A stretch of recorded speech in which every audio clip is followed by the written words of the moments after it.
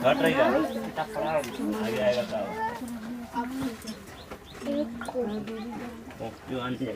ना कॉफी ना ले समझ ना। तो पहला नंबर का तीसरा सवाल है कि प्रत्येक मीटर की खुदाई के बाद एक कुआं खोदने में आई लागत, जबकि प्रथम मीटर खुदाई की लागत 150 रुपया है और बाद में प्रत्येक मीटर खुदाई की लागत 50 रुपया भरती जाती है। तो ये क्वेश्चन सेम जो पहला नंबर का क्वेश्चन था इनका कि प्रथम किलोमीटर का किराया जो है 15 रुपया है, बाकी उससे ज़्यादा किलोमीटर का 8 रुपया करके लगता था। सेम कंडीशन यहाँ पर भी है कि प्रथम किलोमीटर जब खोदेंगे ना, यानी प्रथम मीटर जब खुदाई करेंगे तो 150 रुपया लगेगा, उसके बाद से जितना मीटर ज़्यादा खोदेंगे 50 रुपया करके ज़्यादा लेगा। यानी मतलब हुआ। तो इसका श्रेणी किस प्रकार से बनेगा, तो इसके लिए लिखते हैं खुदाई। क्या हो गया, खुदाई किस में, मीटर में। और उसके बाद ये क्या था, लागत। नीचे क्या दे दिए, लागत। लागत किस में है, रुपया में है। तो मान लो प्रथम मीटर जब खोदेंगे, पहला मीटर कितना रुपया लेगा, बोला कि 150 रुपया लिया जाएगा, 150 रुपया लिया गया, ठीक है। उसके बाद से प्रथम किलोमीटर के बाद से जितना मीटर और ज़्यादा खोदेंगे उतना 50-50 रुपया करके उसको एक्स्ट्रा देना पड़ेगा। तो 2 मीटर खोदने का कितना रुपया लग जाएगा, इधर 150 पहले से था ना, इसी 50 रुपया और ऐड कर दिया जाएगा, यानी कि 150 प्लस कितना हो गया 50 ईवा सेकेंड मीटर खोदने का। उसी प्रकार जब तीसरा मीटर खोदेंगे तो कितना रुपया लग जाएगा इनको, 150, तो यानी 100 प्लस 50 तो पहले लिया गया ही था ना, यहाँ पर 150 और ये ले लेगा, ठीक है। इसी प्रकार से जितना खोदेंगे उतना रुपया देते रह जाएंगे, इसको खुदाई पूरा हो जाएगा। तो 3 स्टेप में ही चेक कर लेते हैं। अब इनको जब सॉल्व करते हैं तो क्या क्या निकलेगा, 150 और 150 प्लस 50 कितना हो गया 200, यहाँ पे कितना हो गया 250, 250। इस प्रकार से इनका क्या बनेगा, सीरीज बनेगा, ठीक है। अब इसी सीरीज को चेक करना है, जो 150, 200 और 250 हुआ, यह एपी में है या नहीं है कि नहीं। तो चेक कैसे करेंगे, तो चेक करने बस वही रूल है कि क्या करते थे हम, A2 माइनस A1 करके देखते हैं, यानी 200 में क्या माइनस करेंगे, 150 को माइनस करना पड़ेगा। 200 माइनस 150 कितना बचेगा, सिर्फ 50 बचेगा। उसके बाद क्या करेंगे, A3 माइनस A2 करेंगे। A3 में कितना है 250 है, क्या माइनस कर देना पड़ेगा 200, कितना बचेगा 50 निकलेगा। समझ में। तो दोनों का अंतर समान है, इसका कहने मतलब ये तब ए श्रेणी एपी का होगा, चूँकि इसका अंतर क्या होगा, एक समान है, एक समान है, अतः यह क्या होगा, एपी में है। बस बन गया, आंसर हो गया। हाँ, ऐसे ही चेक करना था, ठीक है। नंबर 4 देखना क्या लिखा हुआ है। तो भी इसी तरह से बनेगा सर। हाँ, चलो इसका लिंक हम डाल देंगे प्लेलिस्ट का, ठीक है, उसमें लिख लेना। पूरा क्लास तो कल ही गया हुआ है। अब देखना 4 में क्वेश्चन था कि खाते में प्रत्येक वर्ष का मिश्र धन निकालना है, ठीक है, समझना, और बाद में उतरना इसको। जबकि 10,000 रुपया की राशि, मतलब खाते में उसका कितना रुपया जमा है, 10,000 रुपया खाते में जमा रहे उनका, और 8% वार्षिक की दर से चक्रवृद्धि ब्याज पर जमा की जाती है। मतलब ये जो हम श्रेणी निकालेंगे, मिश्र धन का निकालने के लिए बोला गया प्रत्येक वर्ष, ठीक है। तो उनका जो कितना रेट है, बोला 8% की दर से वो ब्याज देता है बैंक वाला, है ना। जैसे कि बैंक वाला ब्याज देगा तो पैसा कहाँ में जमा करेगा, खाते में उसी में जोड़ देता है ना। 10,000 है तो 1 साल के बाद 10,000, 1,200, 1,300 कुछ भी हो जाएगा अपने रेट के अनुसार से। तो यहाँ पर बोला कि 100 रुपया में 8 रुपया तुमको देंगे 1 साल के अंदर में, है ना। तो उन्होंने 10,000 रुपया बैंक में जमा करवाया है। तो बोला कि प्रत्येक साल जो इनका ब्याज मिश्र धन निकलेगा, उसका बोलो ये जो मिश्र धन एपी में जाएगा कि नहीं जाएगा, है ना। तो देखते हैं कि मिश्र धन निकलता कैसे है। तो यहाँ पे लिखते हैं ईयर, क्या चीज़ हो गया, ईयर मतलब साल। ये क्या लिखते हैं, मिश्र धन, तो हिंदी कर देते हैं। ये हो गया वर्ष,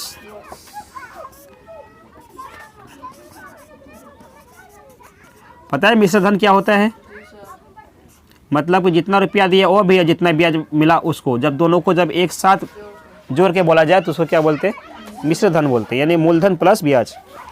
तो मान लो पहला साल फर्स्ट ईयर, ठीक है, कितना रुपया उनके पास बनेगा, शुरुआत में जमा करेंगे 10,000 रुपया, उसके बाद 1 साल के बाद ब्याज लगेगा ना उसमें, तो ब्याज कितना होगा, इनका सूत्र बनेगा 10,000 plus 1 P into 1 plus R/100। ये फार्मूला होता है, पहला साल का है पावर 1, ठीक है। इनका देखो, इनका फार्मूला होता है क्या चीज़ का, यहाँ पे लिख देते हैं, मिश्र धन का। मिश्र धन मतलब अमाउंट, ठीक है। अमाउंट का फार्मूला क्या होगा, यानी मिश्र धन का फार्मूला होता है P इंटू 1 प्लस R/100 पे पावर n।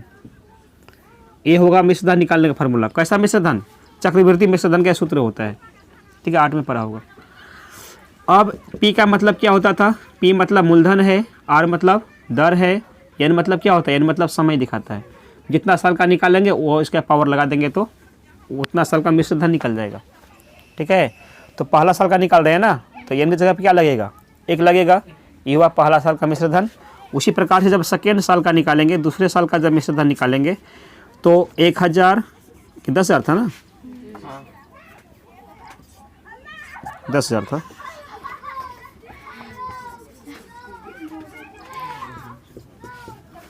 आर का मान कितना 1/8/100 पावर 2 साल का है तो क्या लगेगा 2।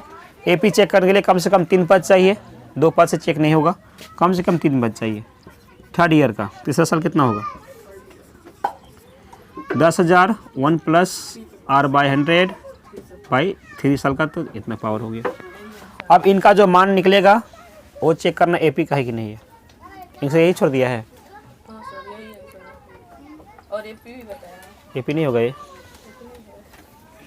AP क्यों नहीं होगा, कैसा मिश्र धन है ये चक्रवृद्धि ब्याज का मिश्र धन हो गया ना, समझना। AP इसलिए नहीं होगा क्योंकि अगर मान लो कि सिर्फ 10,000 का ही अगर ब्याज निकालते रहे हम, ठीक है, तब तो हर साल बराबर बराबर ब्याज निकलेगा।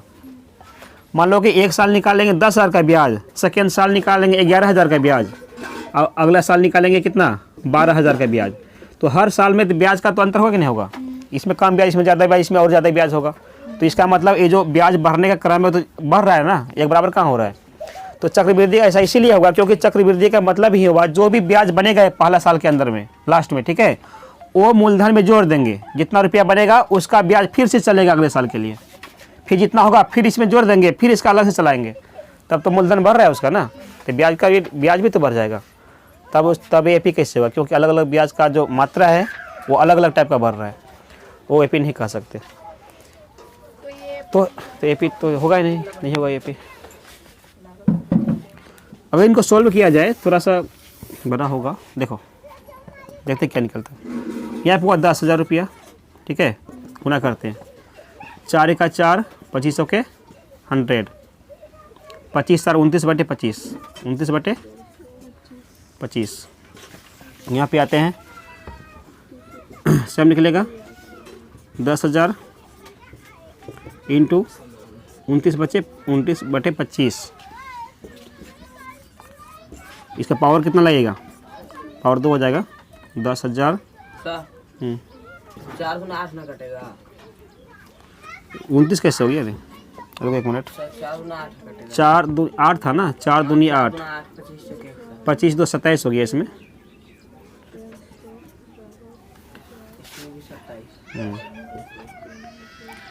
और इसमें भी कितना हो गया 4 दूनी 8, 25 2 27, इसमें भी अंतर सिर्फ क्या होगा, अंतर होगा इसमें पावर 3 होगा, ठीक है, एम इसका वैल्यू निकलेगा। इनको सॉल्व अगर करेंगे कितना हो जाएगा समझना। तो इसमें क्या किया जाता है तो इनको सॉल्व करते हैं तो निकलेगा इसमें 400 इंटू 27 है ना, तो 400 इंटू कितना हो गया 27, ये पहला पद हो गया। सेकेंड पद को किससे कटाए थे हम, पहले इनको पावर तोड़ लेते हैं, ठीक है।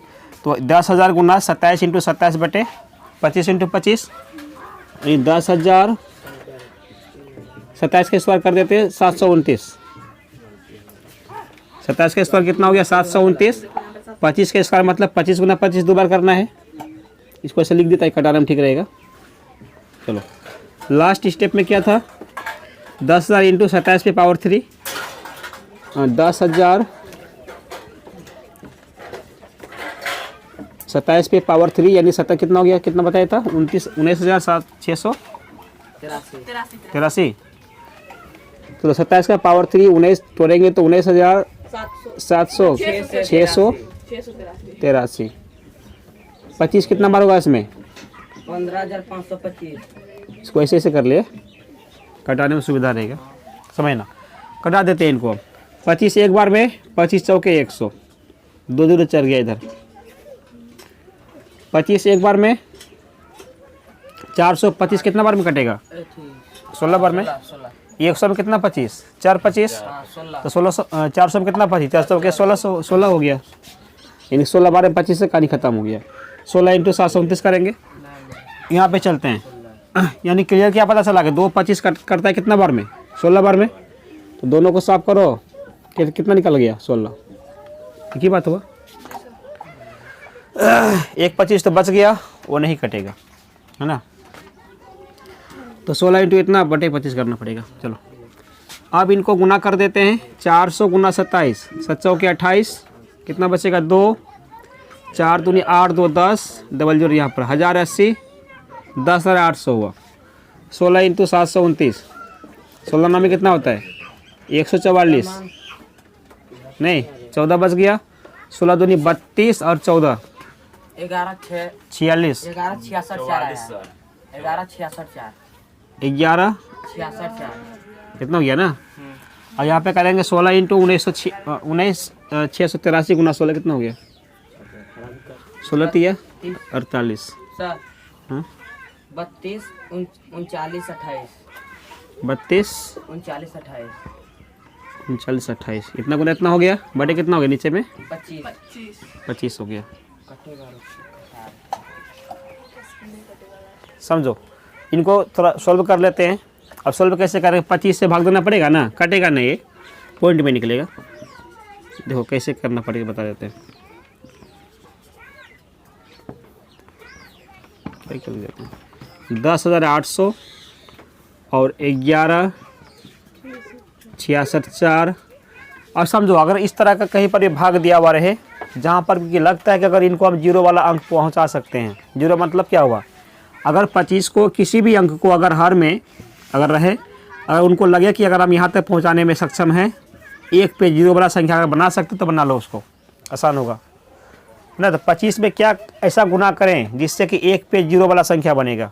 तो 25 को 1 से पहुँचा सकते हैं ना, क्या गुना करने, इसलिए क्या गुना करें, 25 को 100 करने के लिए क्या गुना करें, 4 गुना करना पड़ेगा। तो ऊपर नीचे 100 गुना क्या कर दो 4 से, मतलब जल्दी भाग करने के लिए। ठीक है, कितना हो गया ये, 4 से गुना कर दो, 4 8 कटेगा ना, 4 नीचे वाला 4 से कोना नहीं कटेगा, नहीं ये दोनों नहीं वो ये कोना कोनी नहीं कटेगा, ऐसा ऐसे हाँ तो कटा दो तो फिर क्या फ़ायदा हुआ, तब जीरो ला पूरेगा।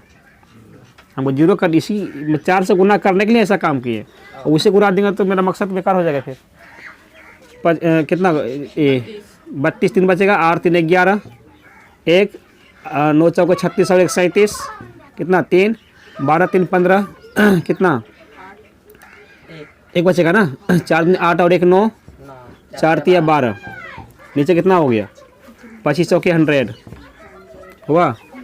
एक पे जब जीरो रहता है तो पौने कितने घर के बाद आता है, 2 घर के बाद ना, 2 जीरो तो पौने 2 घर के बाद। इसका मतलब इनका क्लियर जो मान निकला 11 129 57 12, यहाँ लगा देंगे, बस यही मान निकलेगा। देखो जब इसमें 25 से भाग देंगे ना तो इतना ही निकलेगा, 129 57 पॉइंट 82 माइनस 7 11 66 4 माइनस 10 800 है ना, कितना निकलेगा ये?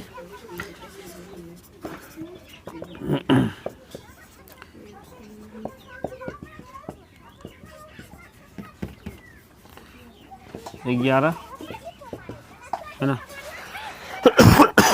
इसमें 64 16 में गया 8 जीरो, काम खत्म। 864 निकलेगा इससे लास्ट, इसमें किया जाए तो 0.12 आ ही गया ना शुरू से लास्ट में। 3 9 6 15 8 16 8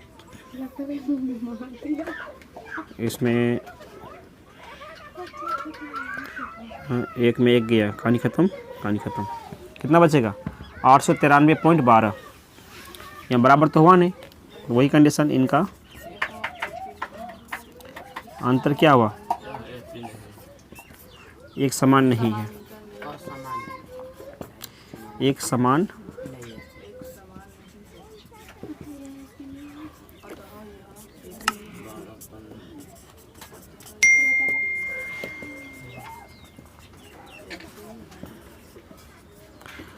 मतलब यह एपी में नहीं है। देखो ये ऑब्जेक्टिव क्वेश्चन है, इतना बीमारी वाला काम नहीं करना है, फिर बता दिए। नहीं तो कि अगर स्पष्ट पता चल रहा है कि ये जो एपी नहीं हुआ तो बस वहीं आंसर रुक जाना, ठीक है। हाँ ऑब्जेक्टिव क्वेश्चन है, इतना लंबा इसलिए कर दिए हम ताकि समझ जाओ कि क्यों नहीं ऐसा हुआ, है ना। ये तो इनका रूल पहले ही कॉन्सेप्ट करवा दिए थे कि इंटरेस्टिंग कैसा ये ब्याज था, इसमें ब्याज कैसा था, चक्रवृद्धि था ना, तो वहीं पे दिमाग लगाना शुरुआत में, जैसे फार्मूला लिखे थे पहला स्टेप समझना, इसे कहाँ तक छोड़ लास्ट कर देना है, इतना फालतू काम नहीं करना। ऐसे में एक्स्ट्रा बता दिया कि इसमें 10,000 था, 1 + 8/100 हुआ था, पावर 1, तो यहाँ तक लिखेंगे ना, इसके बाद पावर 2 हो जाएगा, पावर 3 जैसे भी करना है इस जगह पर। तो यहीं से स्पष्ट हुआ जब ये चक्रवृद्धि ब्याज का फार्मूला सेट हो रहा है, इसका मतलब हो गया ये ब्याज का भी ब्याज लेगा। सिर्फ मूलधन का ही ब्याज लेता तो हर साल बराबर ब्याज निकलता, तब बोलते हैं हाँ इनका अंतर हर साल समान हो रहा है। लेकिन जब ब्याज का ब्याज जब काटेगा तो कहीं ना कहीं ब्याज तो हर साल बढ़ते रहेगा ना, तब तो इसका जब ब्याज बढ़ते रहेगा तो मूलधन भी बढ़ जाएगा, क्योंकि वो ब्याज को क्या करेगा मूलधन में ही सेट कर देगा उसको, तब अलग से फिर ब्याज निकालेगा। तब तो जितना साल लेट करेंगे उतना ब्याज ज़्यादा बनेगा उनका, तो ब्याज में वृद्धि हो रहा है। ब्याज में वृद्धि मतलब अंतर में के मान में भी वृद्धि हो रहा है, तो अंतर एक समान तो निकलेगा ही नहीं। ऐसा कहने को इसका मतलब हो गया कि चक्रवृद्धि ब्याज की कंडीशन में कभी एपी नहीं बन सकता, नहीं तो वहीं में क्लियर बात हो जाता। तो उतार लो, इतना मेहनत किया गया है तो लिखने में क्या जाता है।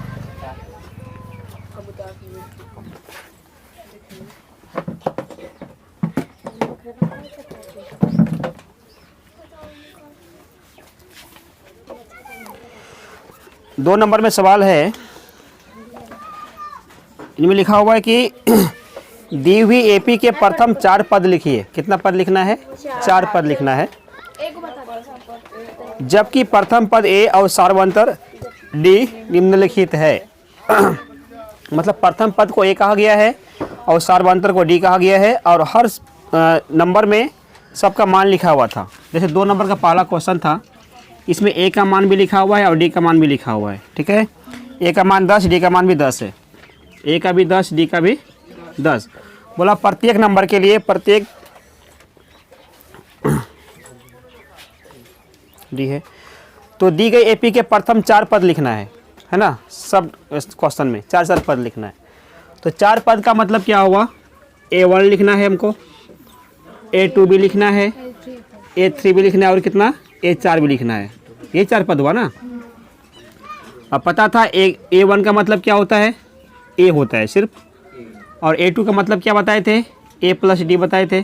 A3 मतलब क्या बताए थे, कितना D बोले थे, एक उनसे कम D होगा, A + कितना D 3D बन गया।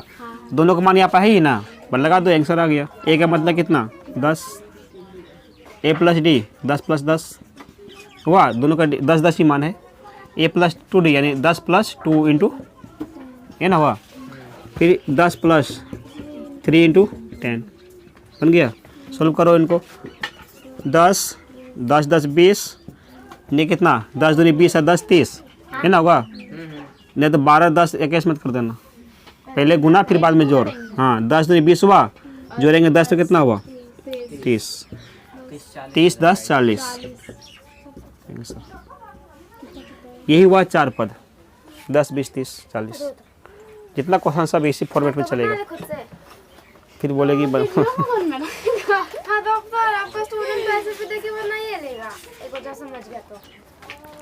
कभी कभी इसे माइनस आएगा, पॉइंट वाला आएगा, यही सब लफड़ा है, भिन्न का होगा। और समस्या कोई दिक्कत सब इसी फॉर्मेट में बनेगा ना। इसको करें और क्या है को देखो एक और बताते हैं। ए का मान क्या इसमें लिखा हुआ है 2 नंबर में, ए बराबर -2 लगा दिया गया और डी का मान क्या है बोलो, 0 लिख दिया। ठीक है, अब बोला कि इसका निकालो 4 पद, तो 4 पद के लिए क्या हो गया इसमें, ऐसा इसमें थोड़ा लिख देते हैं ऐसा AP बराबर है ना, AP के पद बने, तो AP का 4 पद कौन कौन सा हुआ, A1 A2 A3 A4 हो गया। अब इसमें क्या करते हैं, A1 का मतलब A, A2 मतलब A plus D, A plus 2D, A plus कितना D 3D। A का वैल्यू कितना हुआ, -2 हुआ। ठीक है, अब A प्लस D यानी -2 प्लस कितना D का मान 0 है, -2 प्लस 2 इंटू 0 -2 प्लस 3 इंटू 0 हुआ, तो -2 ही रह गया। -2 में 0 जोड़न क्या होगा, कुछ होगा क्या, -2 ये रह गया, -2 और 2 गुना 0 क्या होगा, 0 होगा, तो फिर -2 0 तो -2 ही रहेगा। -2 3 गुना 0 कितना होता है, 0 ही होगा, तो -2 प्लस 0 कितना हो गया, -2 ही रहेगा। इसमें कोई अंतर हुआ, कोई अंतर नहीं हुआ, बस यही AP निकल गया 4 पद, -2 -2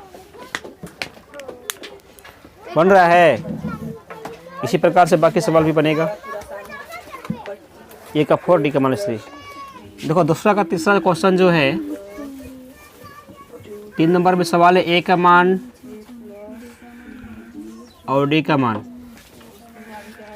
A का मान हो गया 4, D का मान -3, इसका मान -3। तो AP का 4 पद निकालने के लिए पहला पद A1, दूसरा पद A2, तीसरा पद A3 और चौथा पद A4 होगा।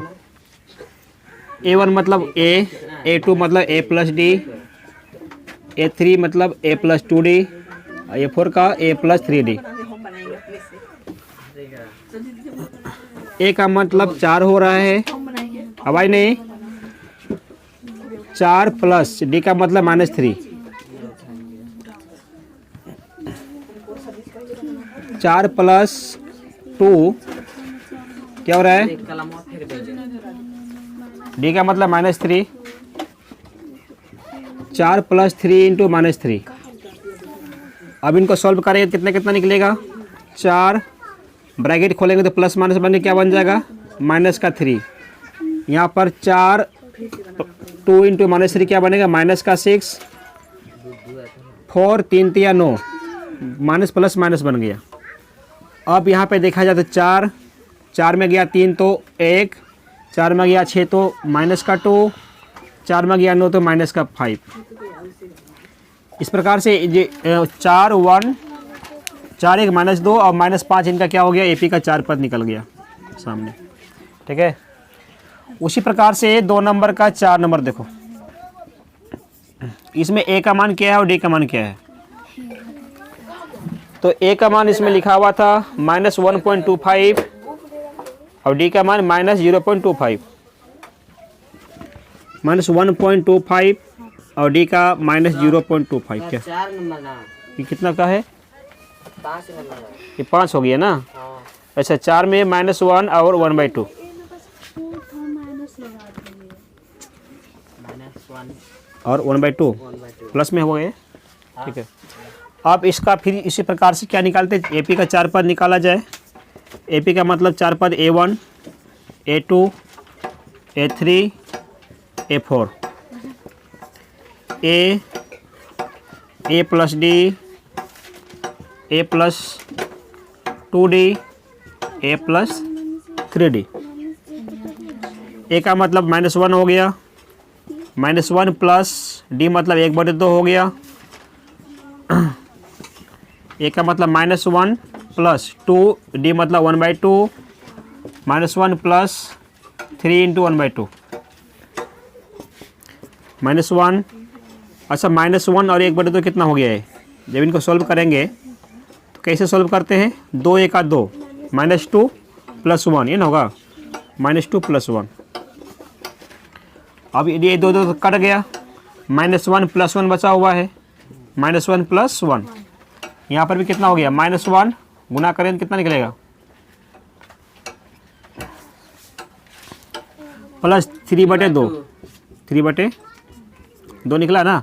इनको सॉल्व कर लेंगे तो -1 कितना बचेगा? ये -1/2, -1 + 1 क्या कितना हुआ? 0 हो गया।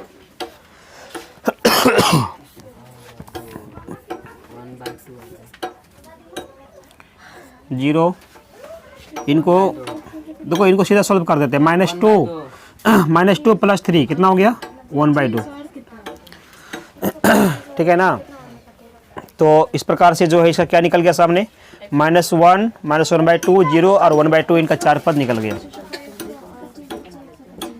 ठीक है, इस प्रकार से 2 नंबर का 4 नंबर कंप्लीट होता है। और बच गया क्या इसमें कुछ? ठीक। तो 5वां नंबर का सवाल है, इसमें a का मान दे दिया गया था -1.25। ठीक है, इसमें d का मान लिखा हुआ था -0.25। क्या वो देते d का मान क्या हो गया? -0.25। अब इनके लिए p का 4 पद चाहिए। निकालो 4 पद। पहला पद, दूसरा पद, तीसरा पद, उसके बाद चौथा पद क्या होगा? a4।